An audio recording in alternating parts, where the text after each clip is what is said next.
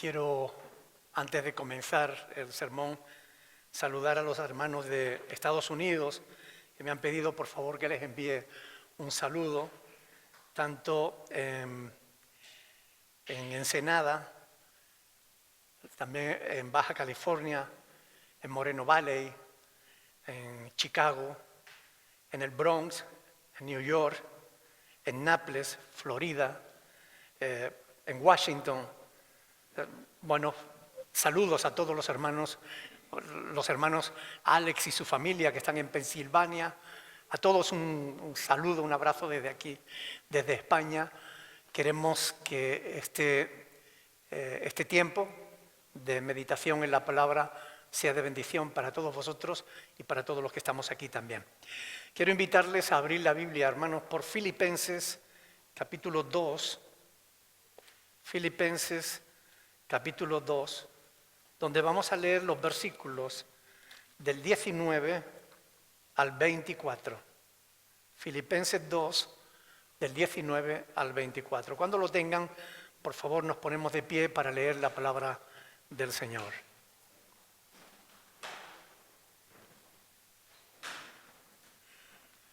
Filipenses 2, 19, dice el apóstol Pablo: espero en el Señor Jesús enviaros pronto a Timoteo para que yo también esté de buen ánimo al saber de vuestro estado. Pues a ninguno tengo del mismo ánimo y que tan sinceramente se interese por vosotros.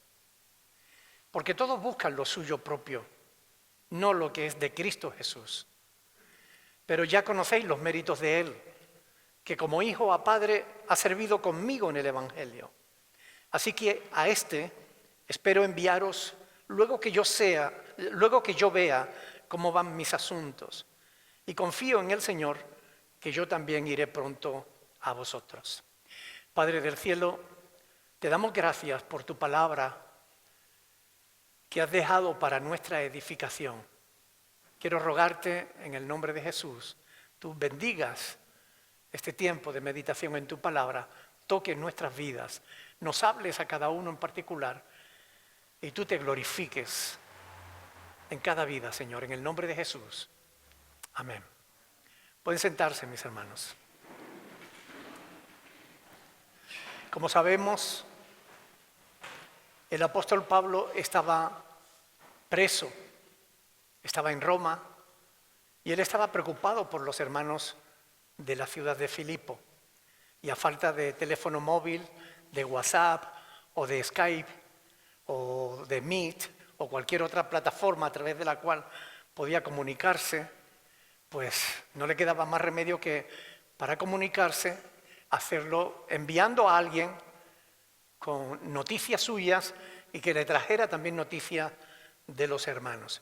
Por eso les envió a Epafrodito, que más adelante lo veréis cuando meditemos en los textos siguientes, y esperaba poder enviarles también a Timoteo una vez que él supiera qué iba a pasar con él, porque como sabemos estaba pendiente de un juicio.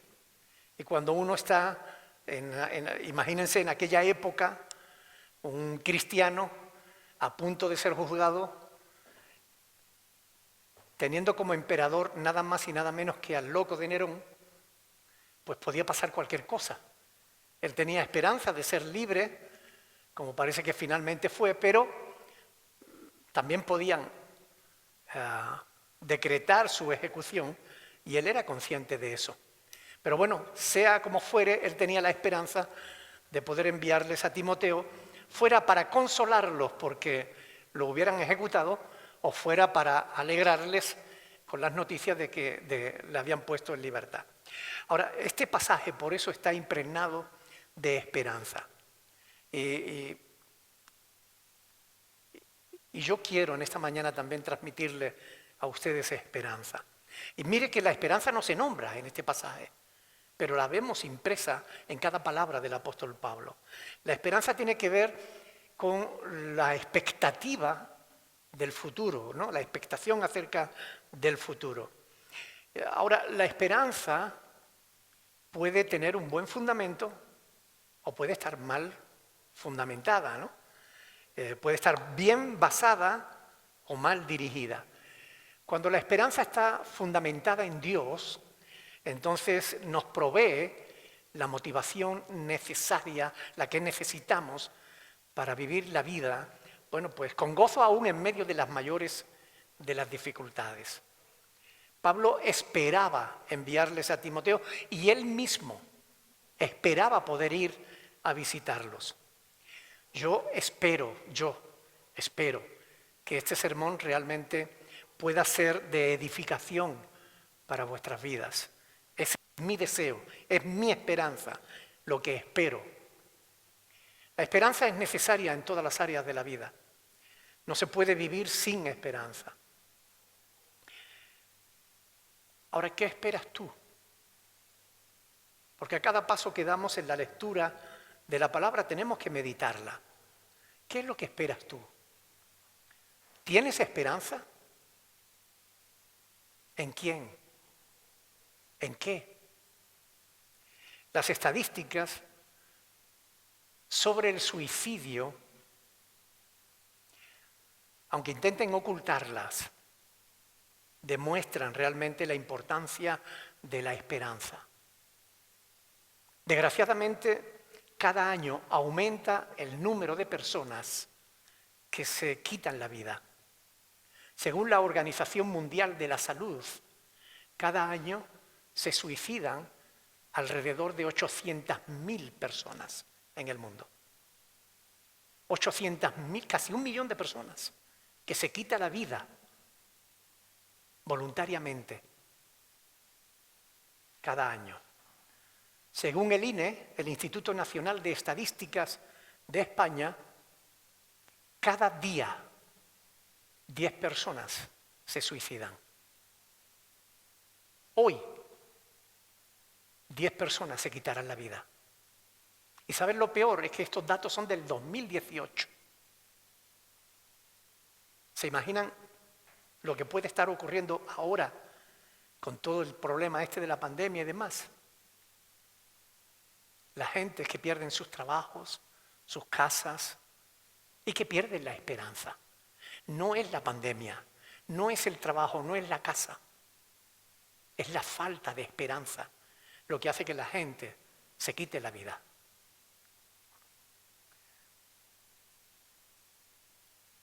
La verdad es que la desesperación es un asesino cruel, despiadado, que te roba las ganas de vivir, haciéndote creer que es mejor dejar de existir.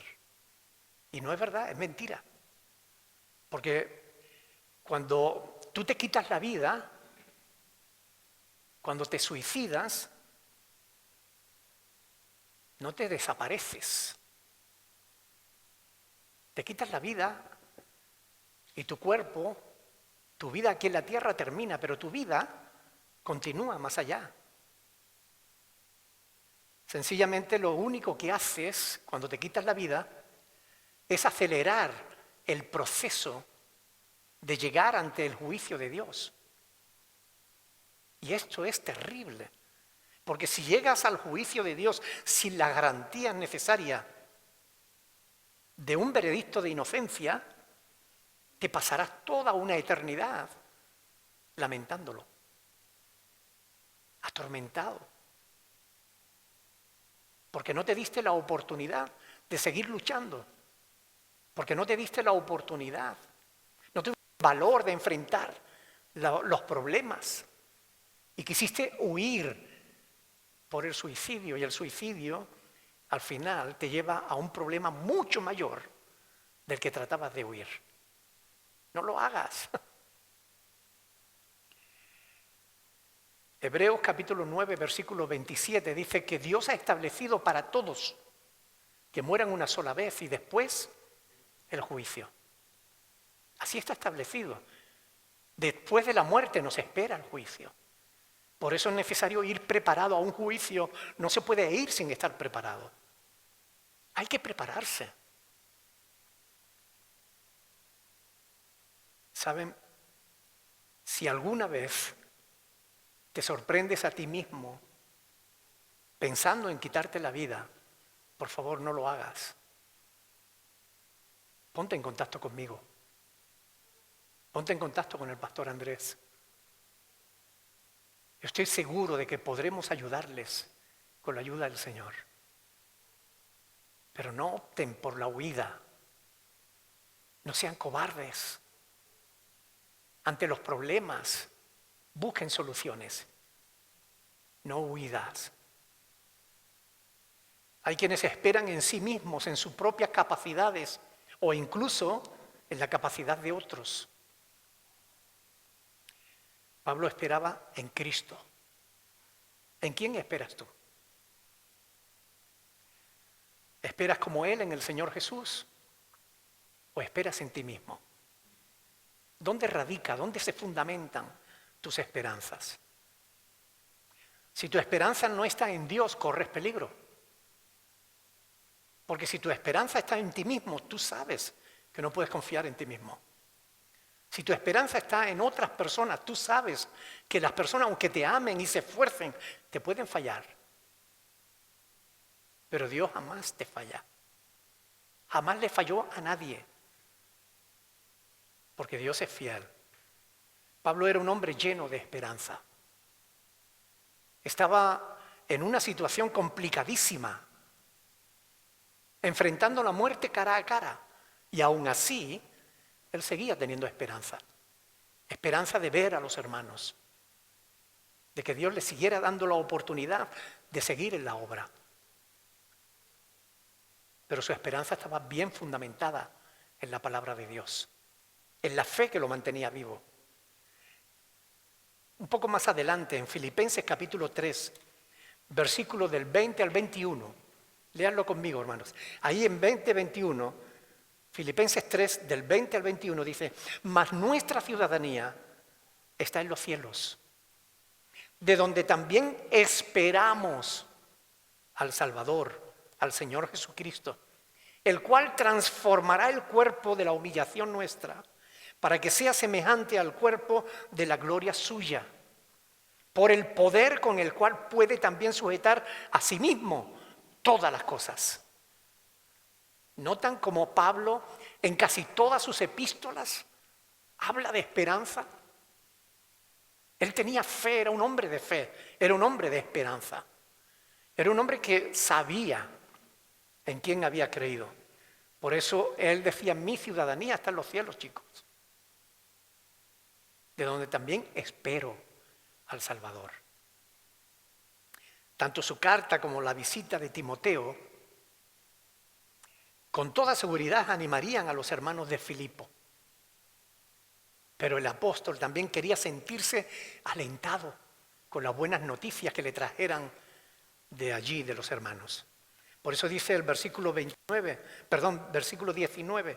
espero en el Señor Jesús enviaros pronto a Timoteo para que yo también esté de buen ánimo al saber de vuestro estado, saber de los hermanos,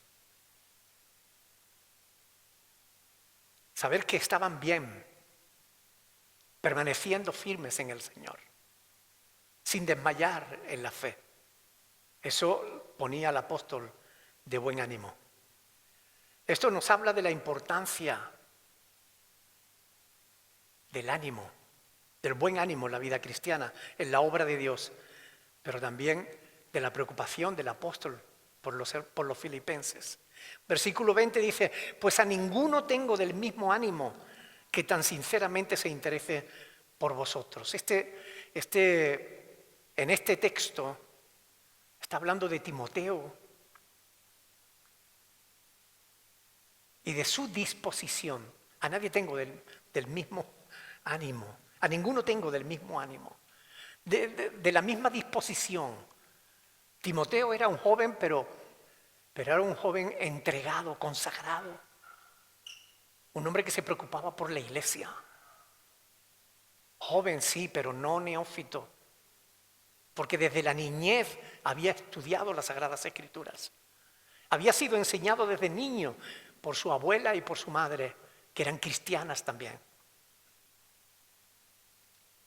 Cuando Pablo lo conoció, quiso llevárselo. como su discípulo, como su colaborador. Y realmente es uno de los pocos personajes en la Biblia de los que no se nos dice ningún pecado. Un hombre fiel. Qué bueno es contar con colaboradores como Timoteo. Porque en realidad no todos los colaboradores de Pablo fueron igual que a Timoteo. Hay pocos misiles tan destructivos como los que dan justamente bajo el nivel de flotación, en el centro, en el seno del barco. Y especialmente cuando te lo disparan la gente en la que tú confías. Pocos asuntos destruyen tanto la moral como que te fallen las personas en las que tú tienes puesta tu confianza, tus propios colaboradores. Jesús lo experimentó. Jesús fue traicionado por uno de ellos. Pablo también lo experimentó, y no una vez, sino varias veces. Por ejemplo, ¿se pueden imaginar la tristeza que debía embargar el corazón del apóstol para escribir 2 de Timoteo 4, del 9 al 10? Fíjense conmigo, hermanos. 2 de Timoteo, capítulo 4, versículos 9 y 10.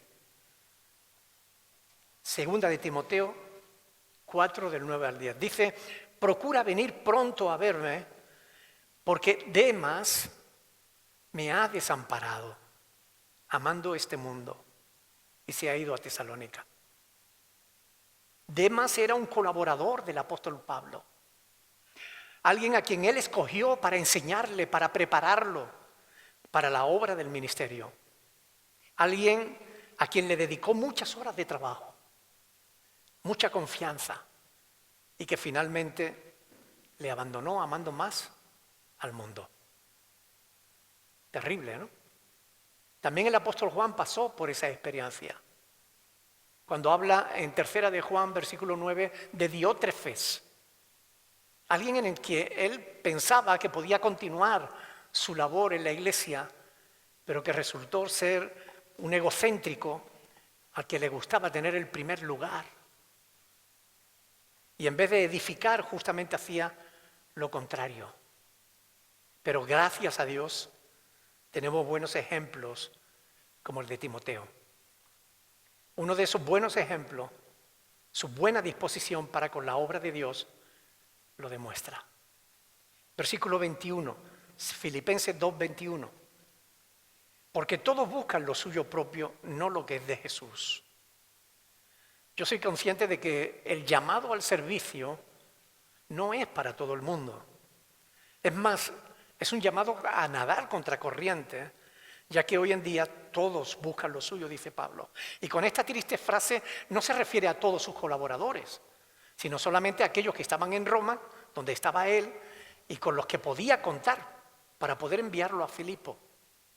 Todos, a excepción de Epafrodito y de Timoteo, todos los demás, cada uno estaba en lo suyo, mirando en lo suyo propio. No se preocupaba por la iglesia, no se preocupaba por la obra de Dios, se preocupaban de sí mismos, nada más.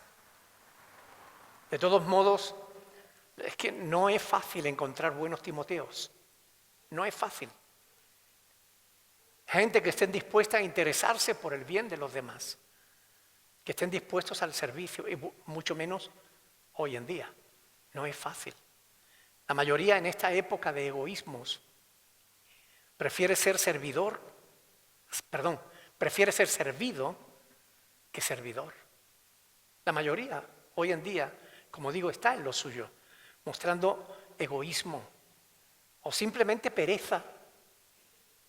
Porque hay gente que sin ser egoístas, pero no se interesan por los demás por pereza. Solo disfrutan perdiendo el tiempo. Y es una terrible desgracia que azota a la iglesia de estos últimos tiempos. Porque ahora más que nunca es cuando hace falta gente comprometida, que de verdad quieran servir a Dios. Gente que esté dispuesta, como Timoteo, a dar su vida por los demás. como Pablo. Faltan obreros capaces de amar hasta el extremo de sacrificarse por sus semejantes. Hoy más que nunca es necesario rogar al Señor de la mies que envíe obreros a su mies. Hoy más que nunca. En caso contrario, hermanos, yo les puedo decir que en una generación más, ¿quién va a predicar el Evangelio? No habrá quien lo predique. Con razón el Señor preguntó, cuando venga el Hijo del Hombre, ¿hallará fe en la tierra? Si no hay quien predique el Evangelio, si no hay gente dispuesta como Timoteo a colaborar en la obra del Señor. Miren, Timoteo amaba a sus semejantes. Demas amó más el mundo. Diótrefe se amaba más a sí mismo. Y yo les pido a ustedes que sean sinceros y se pregunten ustedes a sí mismos, ¿con quién te identifica más? ¿Con Timoteo? ¿Con Demas? ¿O con Diótrefes? Recuerda, Timoteo amaba a sus semejantes. Demas amaba el mundo. Y Diótrefes se amaba a sí mismo. Este pasaje nos habla de la inconveniencia del egoísmo para el desarrollo de la Iglesia. Hay pocas cosas tan destructivas para las relaciones humanas como el egoísmo. Porque el egoísmo tiene que ver con lo que dice Pablo ahí, con buscar cada uno lo suyo propio. Ahora, ¿a qué se refiere Pablo con esa última frase? Dice, busca lo suyo propio y no lo que es de Cristo. ¿Qué es lo que es de Cristo? Bueno, teniendo en cuenta que está puesta como contraparte a que cada uno busca lo suyo, lo que es de Cristo es lo contrario, darse a los demás, servir, estar dispuestos. Es evidente, se refiere a ese mandamiento que el Señor Jesús nos dio de amarnos los unos a los otros, como Él nos amó a nosotros. Amar incondicionalmente. ¿Cuántos problemas nos ahorraríamos si aprendiéramos a amar como Dios nos ama? Incondicionalmente. Versículo 22, pero ya conocéis los méritos de Él. Pablo reconoce los méritos de Timoteo, un joven discípulo, sencillo, humilde, pero como decía antes, no un novato, porque era una persona joven, pero experimentada, conocedor de la palabra de Dios. Hechos de los Apóstoles da buen testimonio de él. Capítulo 16, 1. Pablo le dice a Timoteo, pero persiste tú en lo que has aprendido y te persuadiste, sabiendo que de quién has aprendido. Aprendió de su mamá y de su abuela. Y que desde la niñez has sabido las sagradas escrituras, las cuales te pueden hacer sabios para la salvación, por la fe que es en Cristo Jesús. Timoteo conocía la escritura desde su niñez, un joven consagrado. Hoy en día ni los adultos se consagran. Como dice Pablo, cada uno va a lo suyo. Mucho menos los jóvenes que andan perdiendo el tiempo en distracciones, que no le aportan ningún beneficio y sin pensar realmente en las consecuencias. El apóstol aprovechó para dar honor a quien honor merecía, para alentar a Timoteo. Y cuán es importante esta virtud del reconocimiento. Quiero que vengan conmigo a Romanos capítulo 13, versículo 7, versículo 7. Ahí tenemos un pasaje que pocas veces se tiene en cuenta. Pablo dice, pagad, está hablando de una deuda, pagad a todos lo que debéis. Es decir, es una deuda. Al que tributo, tributo. Al que impuesto, impuesto. Al que respeto, respeto. Al que honra, honra. Pablo pone aquí el respeto y la honra como una deuda. Es algo que debemos y muchas veces no lo tenemos en cuenta. Muchos siervos de Dios pasaron a la eternidad sin jamás haber sido honrados. En muchos casos ni siquiera respetados por su entrega, por su fidelidad. Es cierto que no sirvieron para ser reconocidos. Es decir, ellos no servían a sus semejantes para recibir reconocimiento. Lo hacían por amor a Dios, a la obra. Y es cierto que Dios le dará su recompensa. Pero es tiempo de que aprendamos a reconocer a quienes edifican nuestras vidas. No solo a los siervos, no hablo solo de los siervos. Hablo también de aquellos hermanos que te son de bendición para tu vida y que quizás nunca le has dicho que lo son. Reconocer, reconocimiento. Es una virtud. Reconocer la bendición que recibimos de alguien.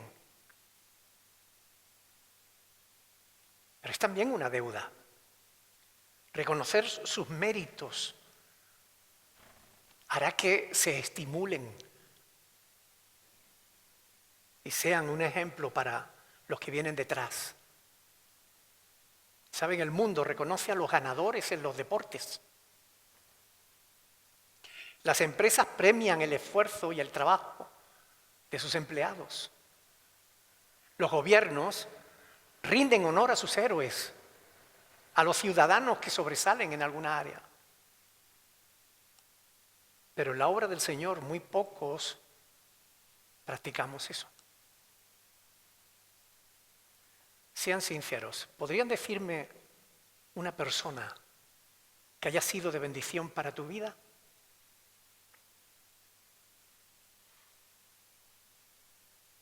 Y ahora pregúntate, ¿alguna vez se lo has dicho que es de bendición para tu vida?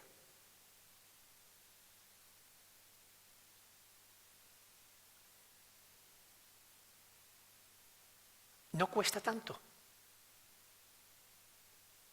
Y posiblemente le hagas bien a esa persona que le reconozcas. Que conste, no digo esto por mí ni lo digo por el pastor Andrés. Lo digo porque es palabra de Dios y tenemos que predicar la verdad. Está ahí en las Escrituras. Pablo reconoció los méritos de Timoteo. Yo puedo reconocer los méritos del pastor Andrés, porque realmente es un hombre que se entrega, es un hombre que está rindiendo servicio al Señor y a la iglesia, a todos nosotros. Y pocas veces le decimos, pastor, gracias, porque me eres de edificación, porque me eres de ejemplo. Tendríamos que practicarlo.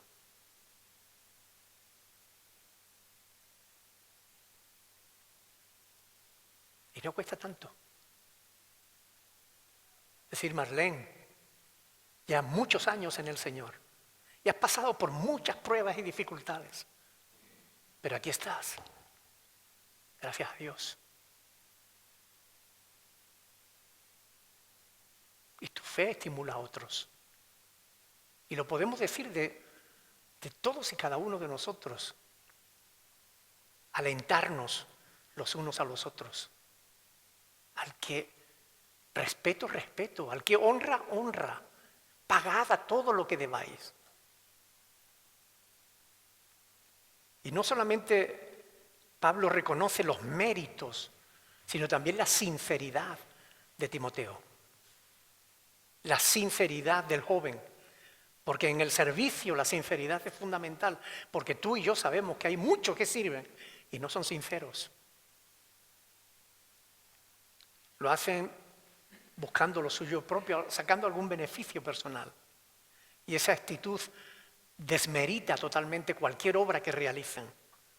Hace que cualquier servicio pierda su valor, su sentido. Timoteo no era así, Timoteo era sincero. Era un hombre que genuinamente se preocupaba por los demás. Y es una característica que vemos pastoral en el corazón de Timoteo, como lo vemos en el corazón de Pablo también. Pablo parece estar diciéndonos desde estas páginas: por favor, no sean egoístas, piensen en los demás. Versículo 22, porque ya conocéis los méritos de él. Dice que como hijo a padre ha servido conmigo en el Evangelio. Como hijo a padre. Aquí quiero detenerme un poquito porque es importante que entendamos esto. Pablo acostumbraba a tratar a sus discípulos y a sus colaboradores como si fueran hijos suyos. Les trataba de una manera filial. Y lo podemos ver en 1 Corintios 4:14, lo podemos ver en Filemón 10, en Gálatas capítulo 4, 19, 1 Tesalonicenses 2:11. En todos esos textos, Pablo habla de hijos míos, amados. Pablo trata como hijos a sus discípulos. Pasajes como estos han sido muy mal utilizados por los predicadores de la prosperidad para enseñar falsa doctrina, engañar a la gente y sacarles su dinero. Hablan de la paternidad espiritual. Yo quiero hablarles de esto en esta mañana, hermanos, para que no se dejen engañar. La manera en que componen su falsa doctrina es de la siguiente manera. Ellos dicen, enfatizan, tienes que honrar a tu padre y a tu madre. Y está bien. Es un mandamiento del Señor honrar a papá y a mamá. ¿Sí o no? Es un mandamiento. Tenemos que honrar a nuestros padres. Pero ellos dicen que honrar significa darle dinero o presentes a tu padre y a tu madre. Y no es eso lo que enseña la Escritura. La Escritura lo que enseña es que tienes que respetarlos y cuidar de ellos en todas las áreas. No se trata de darle dinero y apáñatelas. O no se trata de darle un regalito y olvidarte hasta el año que viene. No se trata de eso. Se trata de velar por su bienestar, como ellos velaron por nosotros cuando éramos pequeños. Eso es honrar a papá y a mamá. Pero ellos dicen, honrar a tus padres y a tu madre es darles dinero o presentes. Y después enseñan que el pastor es tu padre espiritual. De ese modo te están diciendo, tráiganme regalos y presentes, tráiganme dinero y presentes. Hónrenme. Eso es una falsa doctrina. Y es importante que nosotros sepamos entender las Escrituras. Por eso, siempre que puedo, les doy algunas pinceladas de hermenéutica en mis sermones. La hermenéutica es la ciencia de la correcta interpretación de la palabra de Dios. Porque hay normas que hay que tener en cuenta si queremos interpretar bien la palabra. Una de esas normas es tener en cuenta el contexto gramatical. Cuando en la palabra de Dios dice ahí, en ese pasaje, como hijo a padre ha servido. ¿Cómo? Como hijo a padre. ¿Cómo? No es igual. ¿Ok? Es un símil. Y tenemos que aprender a diferenciar lo que es un símil. Un símil no se puede interpretar de manera literal. Debe tener en cuenta que es una forma de expresión. Es un sentido figurado. Mire, cuando la palabra de Dios dice, porque toda carne es como hierba, ¿quiere decir que nuestra carne es hierba? No, como hierba, está poniendo un símil, es una comparación de dos cosas diferentes, pero que tienen una cualidad que les asemeja. ¿Cuál es la cualidad que asemeja a la carne con la hierba? La brevedad de la vida. Toda carne es como hierba y toda la gloria del hombre como la flor de la hierba. La hierba se seca y la flor se cae, mas la palabra del Señor permanece para siempre. 1 Pedro 1, 24 y 25. Es decir, lo que está diciendo es que el hombre es como la hierba del campo, que ahora florece, después sale el sol, se quema y desaparece. Es decir, está hablando de la brevedad de la vida. No está diciendo que nosotros seamos hierba. ¿Entienden la diferencia? Hay que aprender a interpretar correctamente la Escritura. Uno de los ejemplos de mala interpretación de las Sagradas Escrituras la tenemos en lo que hacen los judíos. ¿Han visto cómo los judíos tienen unas cajitas de cuero que se amarran con cintas de cuero en la mano y otras que se ponen aquí en la frente, entre los ojos? Es porque están malinterpretando un texto de Deuteronomio capítulo 6, versículo del 6 al 9. Ahí el Señor le decía que pusieran la palabra, yo te mando, dice, estas palabras que yo te mando hoy estarán en tu corazón. Desde luego, yo no he visto ningún judío que se opere y se meta un texto bíblico en el corazón. Eso sería tomarlo literal, ¿verdad? ¿Verdad que sería una locura? Bueno, entonces, ¿por qué cogen? Y cuando dice, y la repetirás a tus hijos, hablarás de ella estando en tu casa, andando por el camino, al acostarte, cuando te levantes, y las atarás como señal en tu mano, y estarán como frontales entre tus ojos. Como señal en tu mano. ¿Cómo? No es que te la ponga en la mano. Es que a todo lo que tú vayas a hacer, tengas en cuenta la Escritura. Como frontales, que la ponga, dice, como frontales entre tus ojos, significa que cada cosa que vayas a ver, lo hagas teniendo en cuenta la palabra de Dios. Pero no significa que te la ponga literalmente aquí. Es una mala interpretación por no tener en cuenta lo que es un símil. Siempre que en una frase diga, ¿cómo? Tu cuello es como la torre de David. Hombre, yo no conozco a nadie que tenga un cuello de un montón de metros de altura. Pero es una expresión, quiere decir, tu cuello es alto y hermoso, ¿no? Tus ojos brillan como el sol. Bueno, menos mal que no, porque si no, no podríamos mirarte, ¿no? Pero hay gente que interpreta la Escritura así. Si no tenemos en cuenta el contexto gramatical, vamos a cometer errores de interpretación. Pasa con el símil como pasa con la metáfora. La diferencia entre un símil y una metáfora es que el símil siempre lleva la palabra como, semejante, igual a, mientras que la metáfora no. La metáfora, Jehová es escudo alrededor de mí. ¿Es escudo? ¿Jehová es un escudo? Bueno, es una metáfora. Esto es mi cuerpo. Y ahí van los católicos y ahora el pan, una vez consagrado, lo adoran porque dicen que es cuerpo de Cristo. Oiga, es una metáfora. Es un símbolo, es algo que significa algo. Pero si no tenemos en cuenta el contexto gramatical, acabamos cometiendo errores de interpretación. Por eso cuando Pablo dice aquí que como hijo a padre ha servido conmigo en el Evangelio, lo que está diciendo es que Timoteo se portó con él como si fuera su padre. Pero en ningún momento Pablo exigió que Timoteo le llamara padre. Porque Pablo conocía las Escrituras. Y sabemos que el mismo Señor Jesús enseñó claramente que no debemos llamar Padre nuestro en el sentido religioso, en el sentido espiritual, a nadie. Lean conmigo, por ejemplo, el Evangelio de Mateo, capítulo 23, versículo del 1 al 9.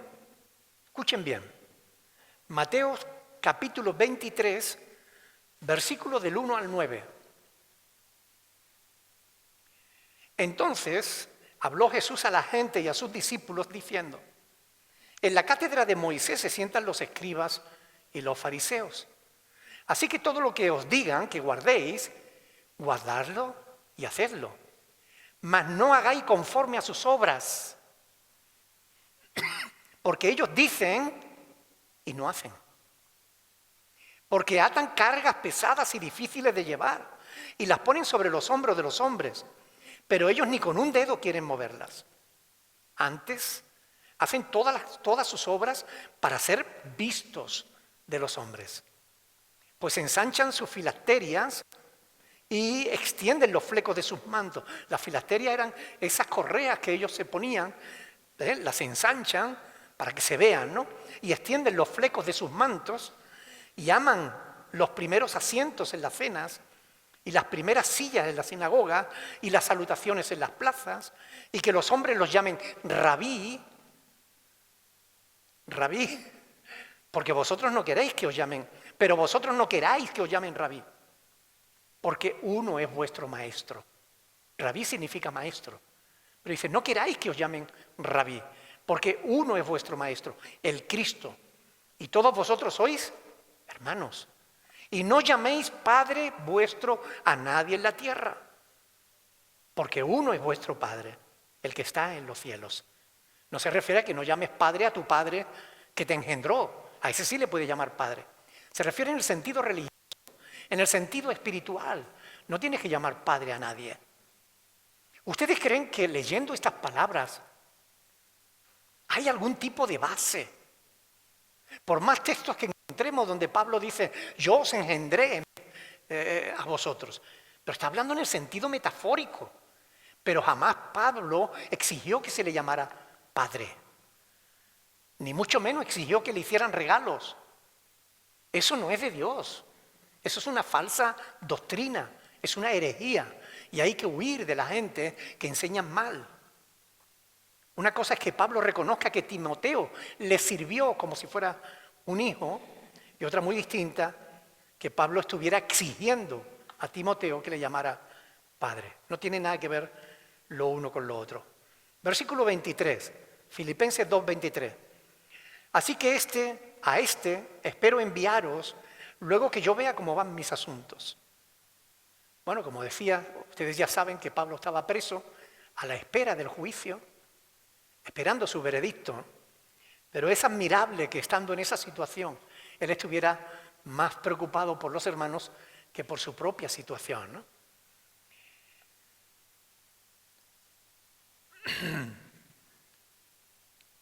El apóstol no solo les llevó el Evangelio, no solo les predicó, les enseñó, sino que además se preocupó de que estuvieran creciendo en el Señor, estuvieran firmes en el Señor. Y termina en este versículo 24 diciendo, y confío en el Señor que yo también iré pronto a vosotros. Confío, espero. Él tenía esa esperanza. Pablo escribió esta carta sin seguridad ninguna de lo que iba a pasar, pero en base a su esperanza. Mantuvo la confianza hasta el fin. Esta confianza en el Señor fue una constante en su vida, en su ministerio. Siempre mantuvo la fe y la esperanza. Y yo estoy seguro de que Dios también quiere que nosotros mantengamos la fe y la esperanza. Dios quiere que seamos como Pablo, que seamos como Timoteo. Tenemos buenos ejemplos en las Escrituras, ejemplos a seguir. Y tenemos malos ejemplos también en las Escrituras, ejemplos que no debemos seguir. Pero es nuestra decisión. ¿Qué modelo quieres seguir? ¿Qué modelo quieres escoger para enfilar tu vida? ¿Quieres ser como Timoteo, que amaba a sus semejantes? ¿Quieres ser como Demas, que amó más al mundo? ¿Quieres ser como Diótrefes, que se amaba más a sí mismo? Yo les invito a que mediten.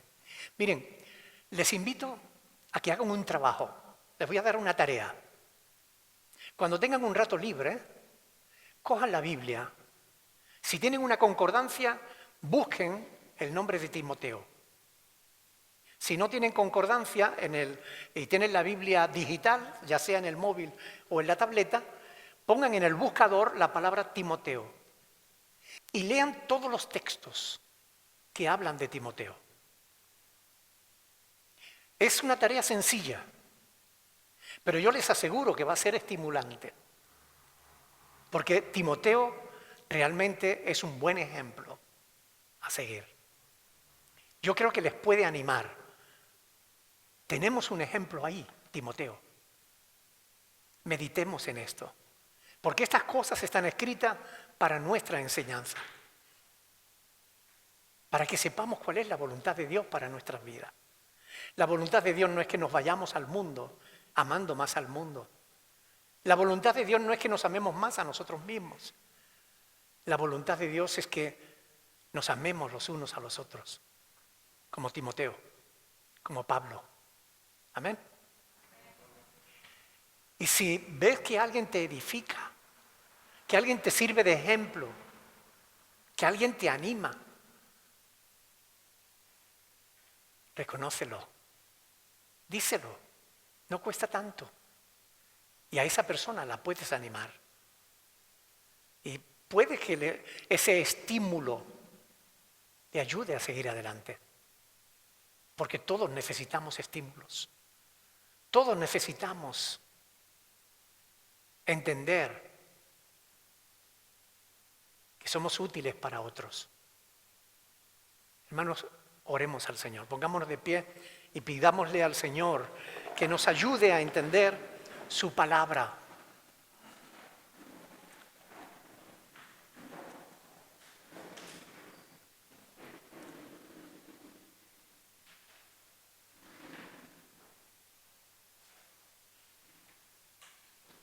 No pierdas la esperanza, mis hermanos. Hay motivos para la esperanza. Como decíamos al principio, en el tiempo de oración antes del culto, tenemos un Dios maravilloso, un Dios fantástico, un Dios que merece todo nuestro respeto, toda nuestra gratitud, todo nuestro reconocimiento. Y Él está interesado en que nosotros nos parezcamos más a Jesús. Él lo dice en Romanos 8:29. Él quiere que seamos semejantes a Cristo. La meditación de su palabra puede ayudarnos. Yo espero que este sermón les haya servido para animarles. Oremos, hermanos. Pidámosle a Dios que Él nos ayude a recibir su palabra, que nos ayude a creerla y a obedecerla. Alguien que quiera orar, hermanos.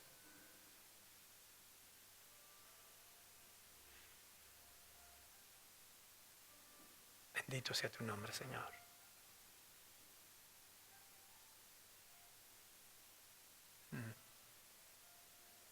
Bendito sea tu nombre, Padre.